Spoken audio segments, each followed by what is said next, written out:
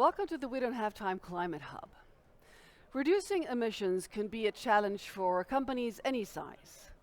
And choosing renewable energy or heat pumps, that could be a relatively easy way to reduce your emissions.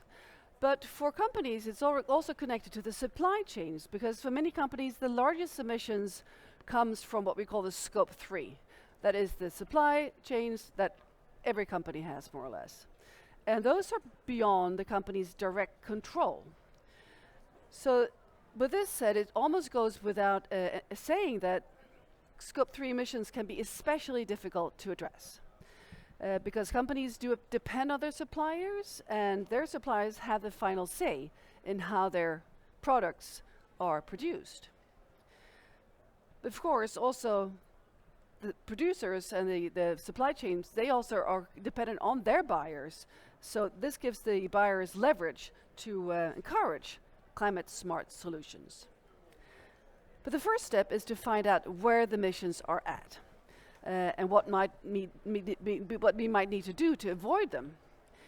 In this segment, we're going to explore how data collection from suppliers can be streamlined to produce and provide a clear and much clearer picture of the climate impact, and also to create incentives for choosing suppliers with lower emissions. One organization that has been engaging with suppliers for quite a while, and also with suppliers from all over the world, is Ikea.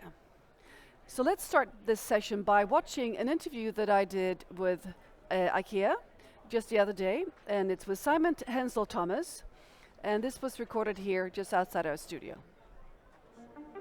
And you want to look at the camera a bit? A little bit? I start the camera. So Simon, wonderful to have you join us. So in terms of supply chain, how do you motivate your suppliers? Is it collaboration, push and pull? How do you work with this? Yeah, I mean, we like to partner with our suppliers. So Ikea runs the supply chain. And if I give you one example, the climate goals I mentioned are across Scope 1, 2 and 3. So to reduce our Scope 3 emissions, we also need suppliers to reduce their carbon footprint. One of the ways we do that is by helping them with renewable electricity. So we're now at around 37% renewable electricity share in our supply base. And we've done that by really supporting them, sometimes going into agreements with them and really stimulating their use of renewable electricity. So to answer your question, it's a partnership approach because also, our Scope 3 is also their Scope 1 and 2. And we want to work with suppliers who are also committed to climate. What is your take on emissions data collection? I mean, we can't reduce without having the right data, right? So we've been working on that for a long time. I would say that data doesn't need to be perfect to act. We know the biggest impacts that we have. We know where we need to reduce, and we kind of know the levers that we need to pull. So circularity, increasing renewable electricity share, renewable heating and cooling in stores, working on materials like wood, like steel, like concrete. These are the big emitting high carbon sectors. So we know those levers. But of course the data enables us to take the right action. So I would say data is important, but let's not rely on that before we act. Let's act even when the data is not perfect. Well, thank you very much indeed for joining us. Thank you. And with me to talk more about this, we have two fabulous guests. We have Johan Falk, CEO and co-founder of Exponential Roadmap Initiative. And you're also one of the initiators of the 1.5 supply chain leaders and also the SME Climate Hub. Great to have you with us, Johan. And Mats Pelbeck-Sharp, chair of We Don't Have Time. And up to recently, you were you were head of sustainability at Ericsson, and you're just like Johan, one of the initiators of the 1.5 supply chain leaders. So what are your reflections, turning first to you, Mats, on what you just saw here from Ikea? Well, I think what Simon says is really super important when you work with your suppliers. It's what we realized when we started the 1.5 degree supply chain leaders is that we can put requirements on suppliers. You can impact your suppliers much more than you can do with your customers. But at the same time, you have to support them because they don't have the capabilities or skills or size that you have. So there are two sides of it. One is sort of you put requirements, but then you have to help them meet the requirements. And I think that came through very clearly on what that is. And then of course, for everybody, Scope 3 is both sort of downstream from your products and from your suppliers, but but the supplier part will be important depending on what type of product or service you provide. Thank you, Mats. Johan? Yes, to add to what Mats said, I think IKEA is doing really a strong job with their suppliers. They're both working with the energy transformation, the switch to renewable energy, electricity, and the material transformation as well, because we have to do that in parallel, shift towards low fossil materials and circularity. And I also like to highlight that we need sufficiently good data, but it shouldn't stop us from taking action. Actually, we know what are the key actions. We can do that in parallel.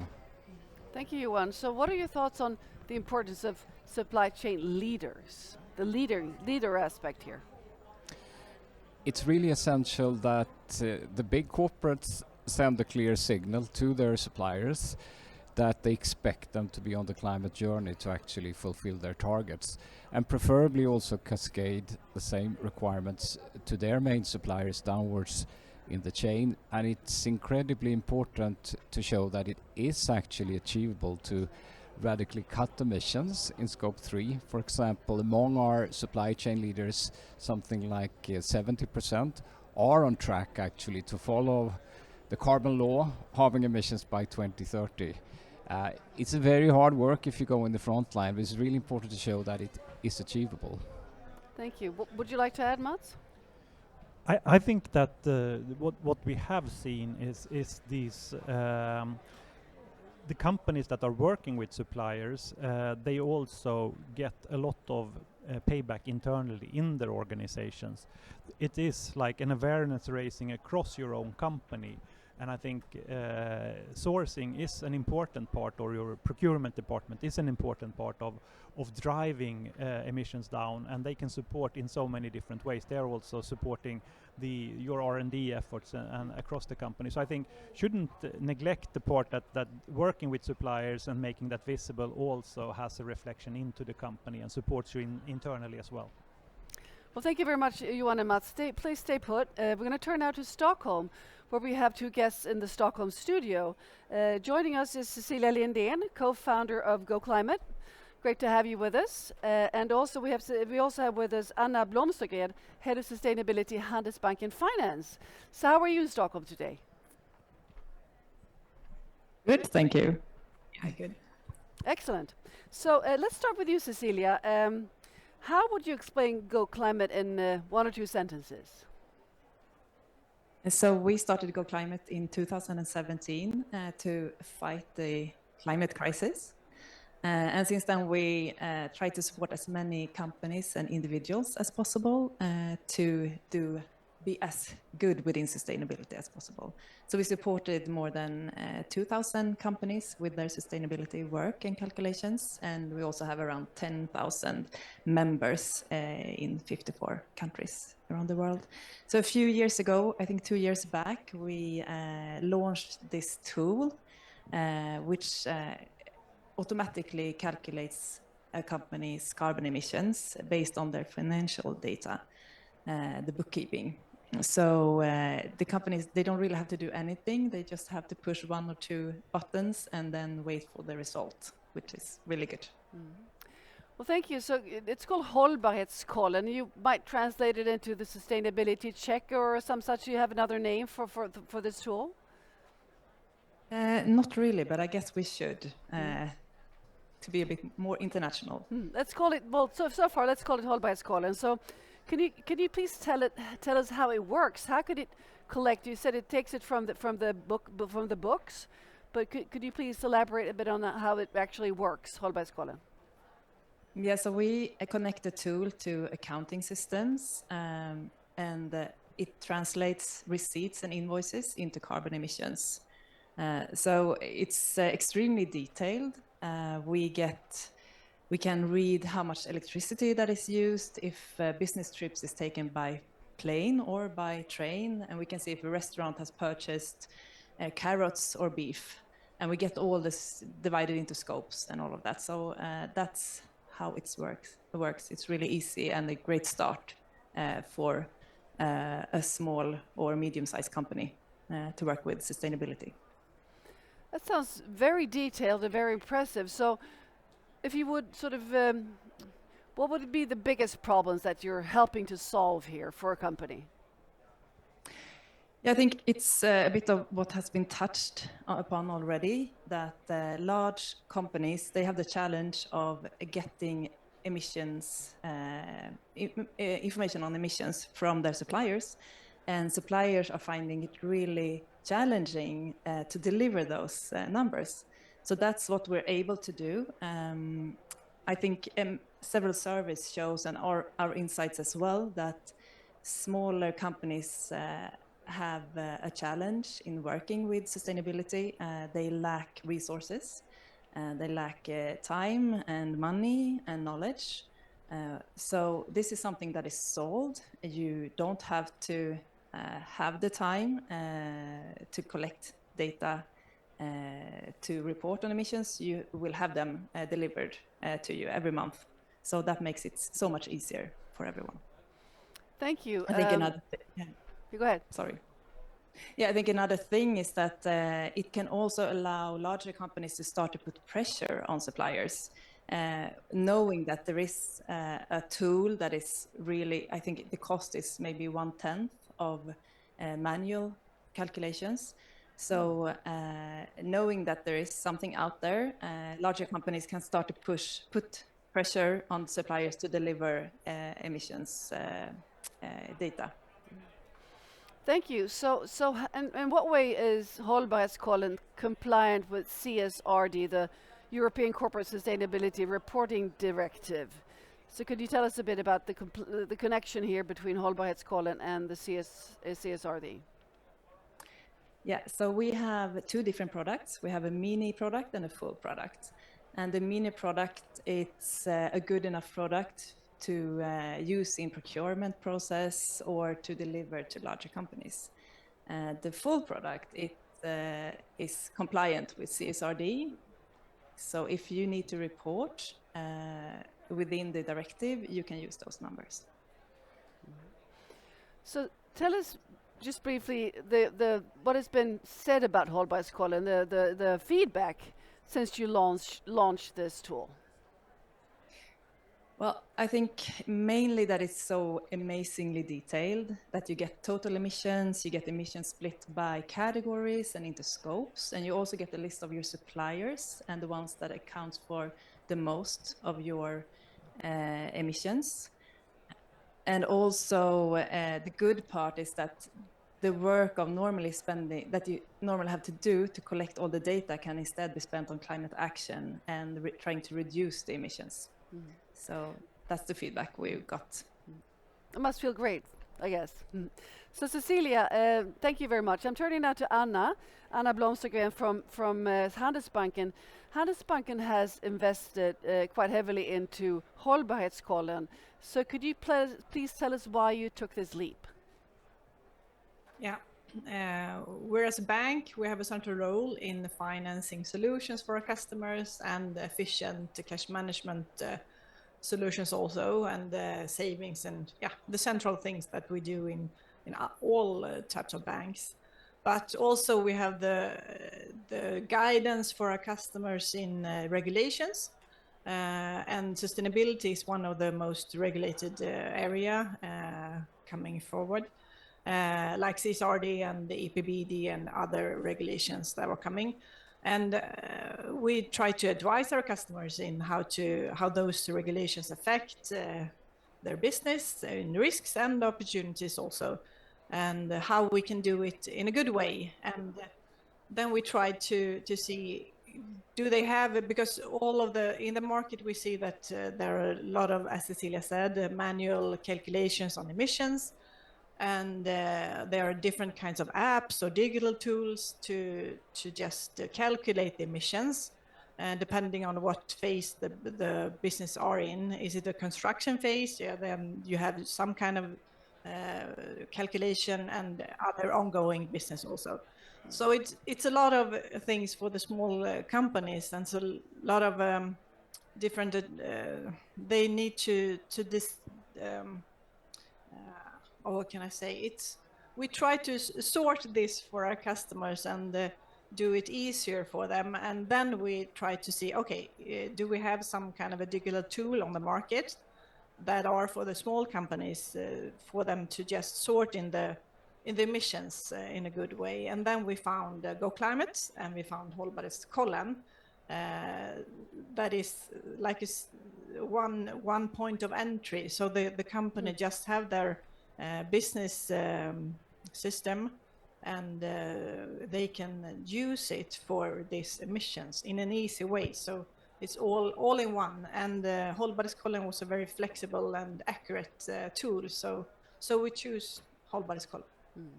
Thank you very much, Donna. So how has it been received so far from your clients that has started to use it?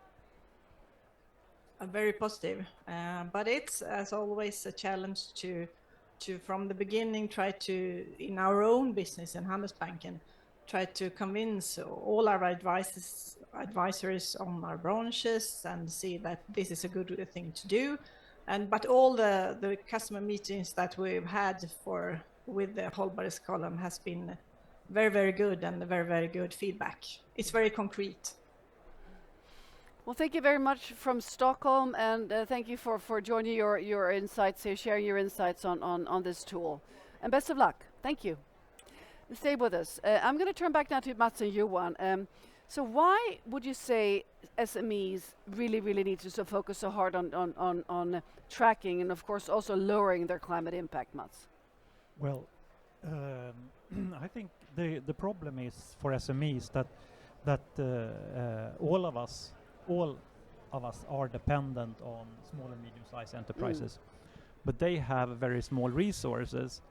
But even if we are dependent on them, and they stand for a large part of the emissions, they stand for often small parts of each company's emission. And I think for that reason, tools like this are super important to help them and help also bigger companies get this more automated, because we cannot spend, as a big company, I mean, looking back at when I worked for Ericsson, we had 250 suppliers that were responsible for 95% of our emissions, or 90 to 95% of our emissions at that time. And we had 24,000 suppliers totally that then were responsible for 5%. And if we should focus right as a company, then we focus on the big emitters, right? But we have all these others that are together responsible for a very large part of the total emissions.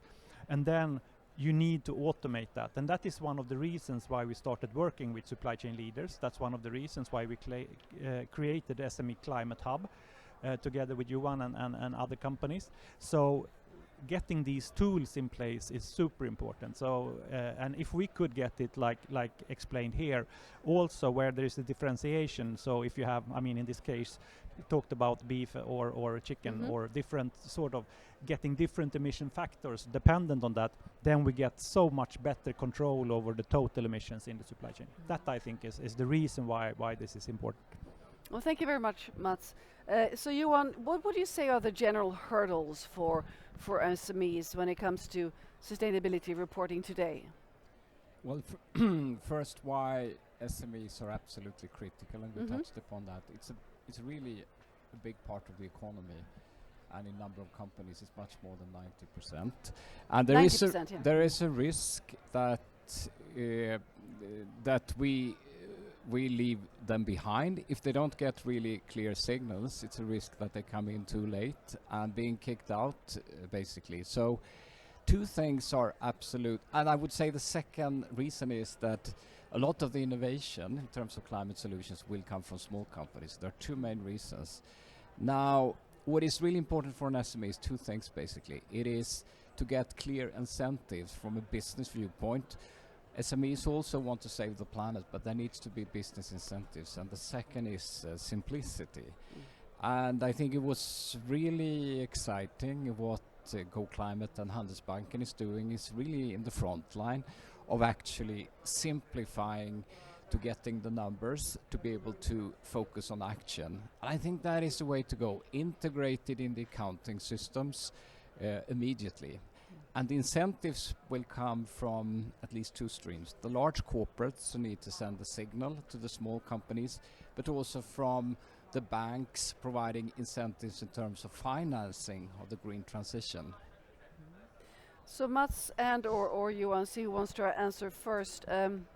What do you think it would take to get more SMEs on the sustainability track? You look ready, Mats, so you go. I'm always ready. Great.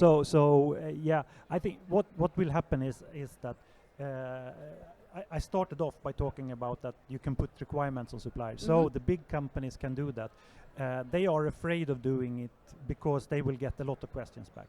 So with the tools and the automation to support the SMEs, that will be sort of the biggest driver, I think. If your customer tells you that you have to do this to be part of our supply chain, then you will do it, because then it's business. It becomes core, it's strategic for them. So I think that is definitely the major driver. Then, of course, as Johan said, the financing side is important. One more thing that I just want to say briefly is that I think we have now developed these tools, and we can be at the inflection point if we now join our forces together and pushing both small and medium-sized enterprises to start working on this. I think we can scale this exponentially. So we are right now, we started already, Johan and I started back in 2018 looking at this, the ideas behind this, and evolving this, developing it with the supply chain leaders and the playbook and so on. I think those are the things that are now in place.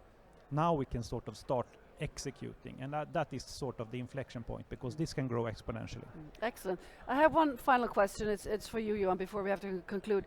Your thoughts about accelerating the collaboration here, the action between the large corporates. Of course, this could put pressure and make everything happen quicker. What can you say about this in regards to supply chains and SMEs? Just to hang on to what you said, Mats, and what's been said. The key point is that the large corporates, which might have hundreds of thousands of suppliers, they haven't really focused on what we call the long tail by the reasons. They have to focus on the highest emitters. So it's really essential also to provide tools for them to be able to communicate this ask to their small suppliers. Join us on our climate journey. And it shouldn't be just a requirement. I think it's important to couple it with some incentives as well for the small suppliers. There should be an upside in different ways. But then also point on these resources for simplicity, like the SME Climate Hub, where you can get access to the free resources and simplified action-based reporting, as well as the tools from Go Climate, Handelsbanken, and others, where you can actually automate a lot of the work. Then I think we have a good formula which makes it possible to scale much faster if we can show a couple of cases and spread that. Thank you, and thank you, Mats. Stay with me. We're just going to watch another video here before we wrap up. It's an interview that I did with Josefin Wimmerstrand from Platform 24. It's one of the largest health tech platforms in Europe. Hi, Josefin Wimmerstrand. You're finance manager at Platform 24. Can you please tell us how Platform 24 works with sustainability? Hi. So Platform 24 is one of the largest B2B enterprise patient engagement and virtual care solutions in Northern Europe, and aim to enable full health systems and large hospital networks to deliver digital health at scale. And we're quite a young company, which has enabled us to integrate sustainability early on.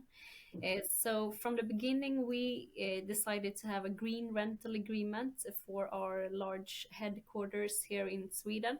And with that, we have 100% renewable energy on all the electricity, heating, cooling, but also have a very good waste management for office purposes. As we're a platform, we also have hosting, which is a large part. And we have chosen a hosting provider which is located here in Sweden, but it also has a component with 100% renewable energy, which we're very proud of, actually. And then, of course, we also have, as a lot of companies have, business travel.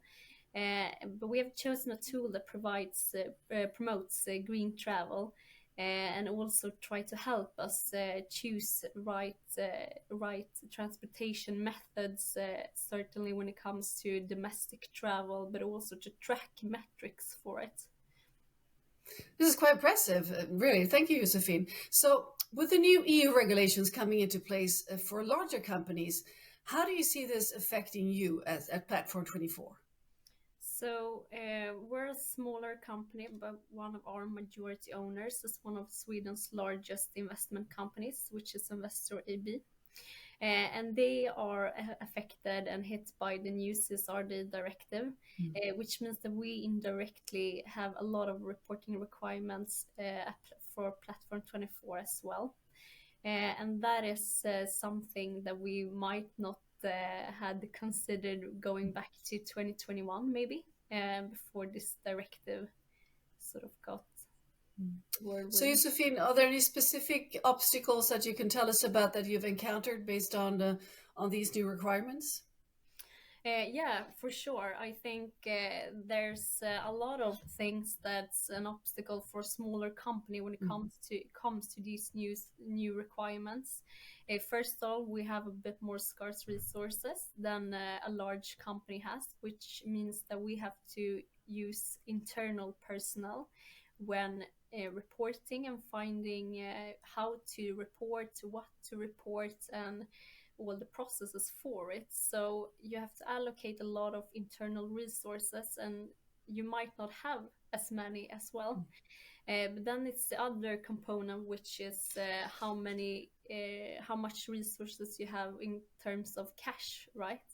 So we're a company aiming for profitability soon, but might not have all the muscle strength to purchase a service at town for guidance when it comes to this new directives and ways of working.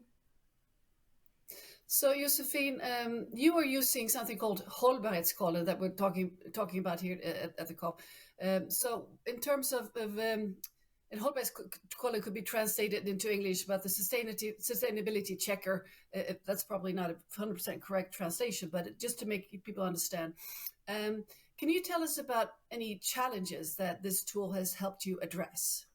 Yeah, as we're a health tech platform, a lot of our components when it comes to this ESG is within SNG, but we have, as all companies have, requirements to report within the environmental aspects. And Go Climate and their sustainability checker has helped us a lot to look at data and also validate data. So we're going into this new directive where we have to look at sustainability data in the same terms that we look at financial data. And then you sort of have to validate data, what makes it transparent and accurate and comparable over time. And this tool has really helped us to calculate the right metrics and what are the assumptions under our calculations and so forth. Well, thank you very much indeed, Josephine, for explaining how you work with hållbarhetskollen sustainability checkers. So best of luck with your important work.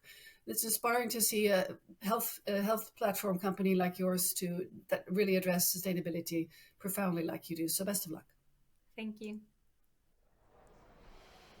Terrific, great input here. So I'm turning now back to Stockholm for some short remarks on comments on what you watched here from Platform 24. Who would like to say something, please?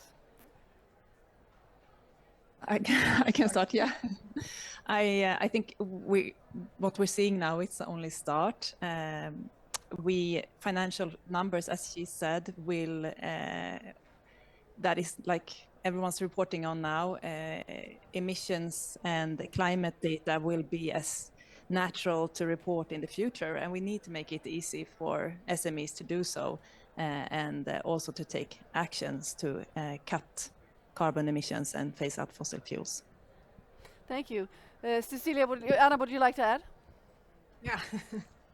Yeah, I will say same as Cecilia, but when I was in those customer meetings, we had a lot of discussions about the insights, and that you can make some decisions through those insights that you will give, or that you will have.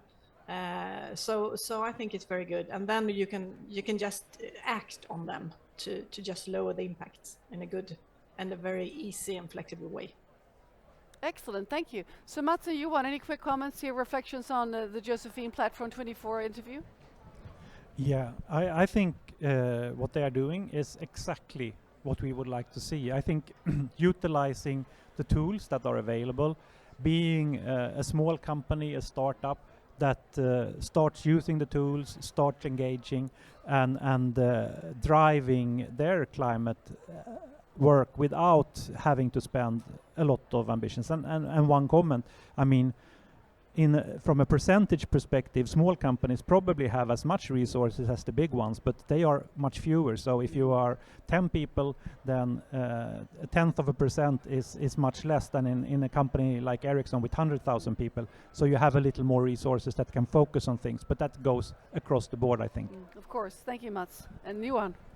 I think I'm really excited because we've been working, with the SMEs for 5 years. And in the SME Climate Hub, we have 10,000 companies. It's a good number, and as you heard here. But the potential is 100,000 or 100 million, actually. And if we can just crack the code in terms of simplification, as well as key incentives, we can really move fast. And it's so incredibly important, not only for the larger suppliers, but actually for the SMEs to come on the climate journey. Well, thank you very much, Johan Falk, Mats Pellback-Sharp, and also Cecilia and Anna from Stockholm. This has been a great session. Wonderful to have this impact really presented to us of how we can deal with these emissions in this profound way. So don't miss us coming back shortly. We'll be back live here at 3:25 Baku time. And we will have another session on the Buy More Time theme, focusing on air pollution. So see you then.